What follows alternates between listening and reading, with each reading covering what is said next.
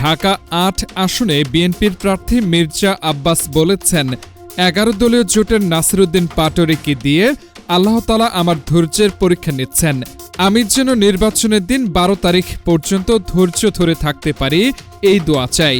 তিনি বলেন, আমি যেন অশান্তিতে থাকি এমন একটি পরিবেশ সৃষ্টি করা হচ্ছে। আমার প্রতিদ্বন্দ্বী প্রার্থী এমন কিছু অশালীন কথা বলছে যাতে এখানে মারামারি হয়। আমি তো ওই দিকে যাব না। তারা নির্বাচনে সিন ক্রিয়েট করার অনেক চেষ্টা করছে। রোববার রাজধানীর আরামবাগে গণসংযোগকালে সাংবাদিকদের প্রশ্নের জবাবে তিনি এসব কথা বলেন। এরপর তিনি ফকিরাপুল এলাকায় গণসংযোগ করেন। বিকালে তিনি কমলাপুর কালভার্ট রোড থেকে বাবে রহমত উট খামার পর্যন্ত নির্বাচনী প্রচারণা চালান। সন্ধ্যার সময় সিদ্ধেশ্বরী কলেজের আশেপাশে গণসংযোগ করেন।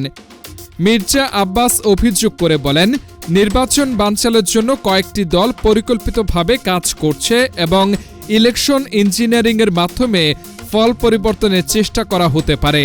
মির্জা আব্বাসের দাবি, নিজেরা যা করবে তার দায় অন্য দলের উপর চাপিয়ে দেওয়া হচ্ছে, কারণ তাদের সমর্থিত দল এখনও ক্ষমতায় রয়েছে।